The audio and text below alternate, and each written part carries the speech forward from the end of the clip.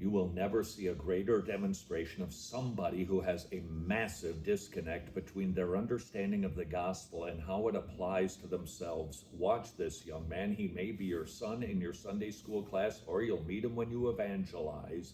And then watch for the resource at the end that'll equip you to make the connection. So you must be a Christian. Yeah, I'm a Christian. So you can tell me then what Easter is.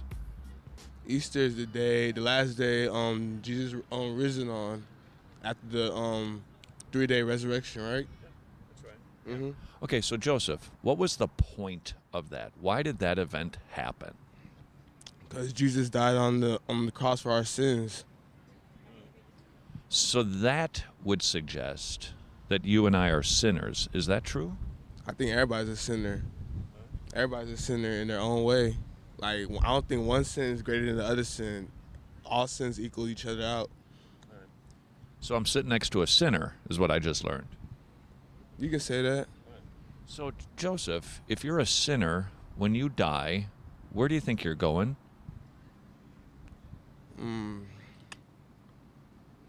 Probably.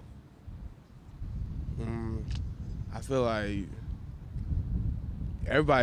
God knows everybody's sin, so He's giving everybody a chance to make that up. So I say, if you don't change your ways, you probably will go to hell. But if you do end up changing your ways or like confessing your sins to God, He'll give you another chance. Give me a chance to make up for the bad I did. Yeah. Mm-hmm. Okay, so wait a second. I'm a little confused. You just told me that Easter is the day that Jesus rose from the dead because he died for our sins.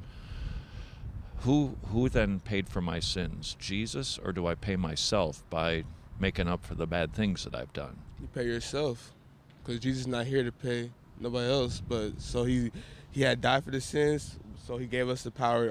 Okay, I did this for y'all, so y'all can live in this world and play the full cash like he is, peacefully.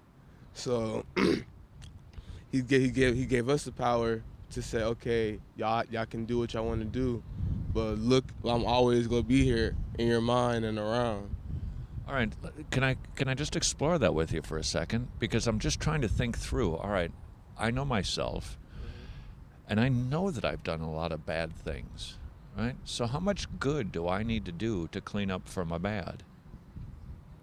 That's probably you probably have to be the judge of that yourself, because I don't think there's no limit to how much good you can do in the world. All right, let's imagine for a second a criminal is in a courtroom, and the judge knows that the criminal is guilty. The judge must sentence the criminal for his crimes, correct? Mm-hmm. But if the criminal can say, but judge, I'll tell you what, I've washed a lot of people's windows, I've been nice to people, I play with children, and I visit my grandmother, sometimes I actually give some money away. The judge would say, that's nice that you did that, but that has nothing to do with your crimes. You're a guilty criminal. You must go to jail, despite your good deeds. Isn't that an accurate understanding of how justice works? Mm-hmm. So, Joseph, wouldn't the same thing be true with God? If we've broken God's laws, our good deeds can't make up for our bad deeds, correct?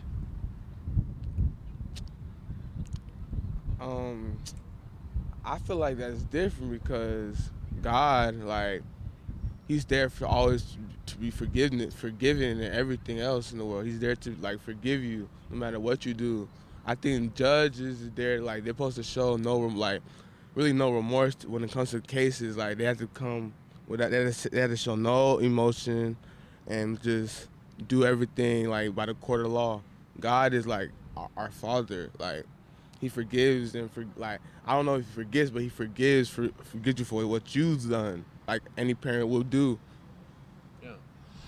Joseph, let me just see if we can connect some dots here for a second, because this might be really life-changing for you. You said that Jesus died for our sins on the one hand, and then on the other hand, you're saying we got to kind of clean up our act and perhaps God will forgive us. How's about this? You can't clean yourself up. You're dirty. You're a criminal in the eyes of God. You've broken his laws. You deserve his death sentence. But Jesus Christ, God's Son, steps into the courtroom and says, I love Joseph, and I paid the penalty that Joseph deserves. I took the punishment on his behalf. The judge can receive that payment on your behalf and dismiss your case because of the payment that Jesus Christ made for Joseph. That's called good news. Not that Joseph deserves to be forgiven. Joseph is a criminal. But Jesus, God himself, in human form, lived a perfect life, died on a cross, rose from the dead, taking the punishment of God upon himself by dying on your behalf so that your court case can be dismissed. So if you give Jesus your rap sheet, he'll give you his resume. If you throw yourself on the mercy of the court because of what Jesus Christ did for you, God can legally dismiss your case, see you as forgiven, and you are free to go.